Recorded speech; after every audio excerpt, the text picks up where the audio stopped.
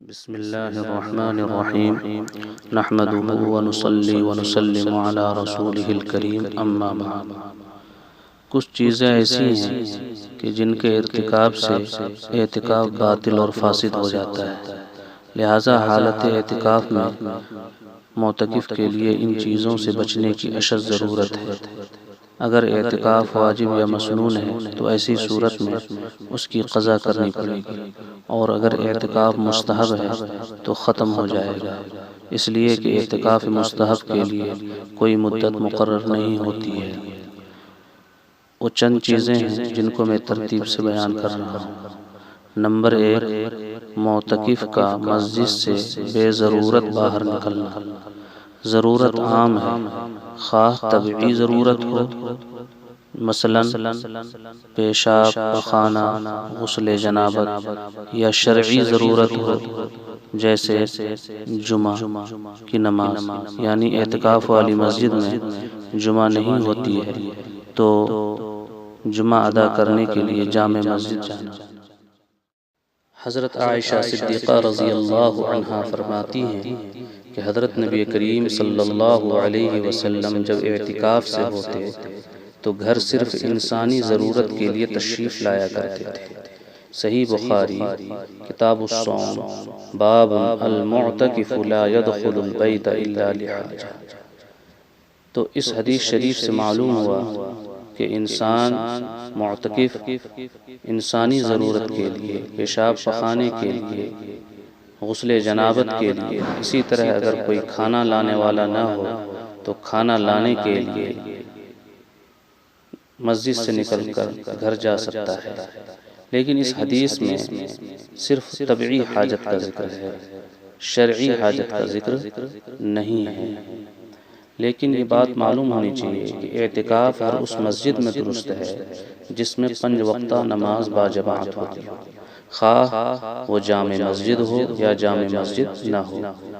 اور نماز جمعہ کی ادائیگی نہایت اہم دینی ضرورت ہے، لہٰذا اس کی ادائیگی کے لیے اعتکاف والی مسجد سے نکل کر جامع مسجد جانا بدرجہ اولیٰ جائز ہوگا۔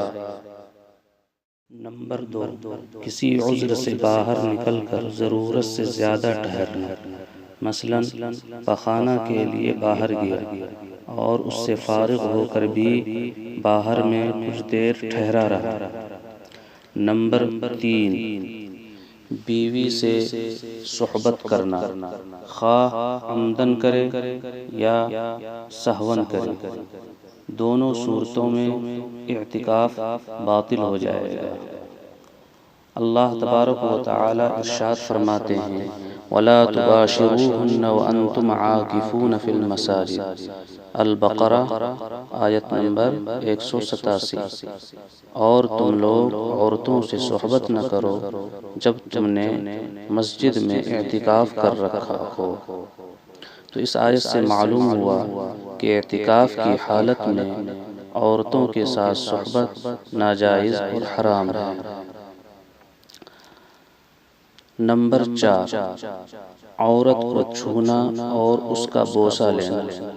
اگر اس کی وجہ سے انزال ہو جائے تو اعتکاف فاسد ہو جائے گا اور اس کی قضا کرنی پڑے گی، اور اگر انزال نہیں ہوا تو ایسی صورت میں اعتکاف فاسد نہیں ہوگا۔ لیکن بہر صورت حالت اعتکاف میں عورت کو چھونا اور اس کا بوسہ لینا ناجائز اور حرام ہے، اور حرام اس لیے ہے کہ یہ چیزیں وطی اور صحبت کے دواعی و اسباب میں سے ہے، اس لیے اسے حرام قرار دیا گیا، کیونکہ صحبت اعتکاف کے ممنوعات میں سے ہے، جیسا کہ وہ احرام کے ممنوعات میں سے ہے۔ تو جس طرح احرام کی حالت میں شہوت کے ساتھ عورت کو چھونا اور اس کا بوسہ لینا حرام ہے، اسی طرح اعتکاف کی حالت میں بھی یہ دونوں چیزیں حرام ہوں گی۔ اور حضرت عائشہ صدیقہ رضی اللہ تعالی عنہا کی روایت میں صراحتاً اس کی ممانعت موجود ہے۔ حضرت عائشہ رضی اللہ عنہا فرماتی ہیں وَلَا يَمَسُّ امْرَأَةً وَلَا يُبَاشِرُهَا، کہ معتکف نہ تو عورت کو چھوئے اور نہ ہی اس کے ساتھ مباشرت فاحشہ کرے۔ سنن ابو داؤد باب المعتکف یعود المریض۔ تو یہ چند چیزیں ہیں جن سے بچنا حالت اعتکاف میں نہایت ضروری ہے۔ اگر خدا نخواستہ ان کا ارتکاب ہو جائے تو ایسی صورت میں اعتکاف فاسد ہو جاتا ہے۔ پہلی چیز ہے بلا ضرورت مسجد سے باہر نکلنا۔ دوسری چیز ہے ضرورت سے باہر نکلا لیکن ضرورت سے زیادہ ٹھہر گیا۔ اور تیسری چیز ہے بیوی سے صحبت کرنا۔ اور چوتھی چیز ہے بیوی کو ہاتھ لگانا یا اس کا بوسہ لینا اور اس کی وجہ سے انزال کا ہو جانا۔ ان چیزوں سے بچنے کی نہایت ضرورت ہے، تبھی جا کر ہمارا اعتکاف کامل و مکمل ہوگا۔ وآخر دعوانا الحمدللہ رب العالمین۔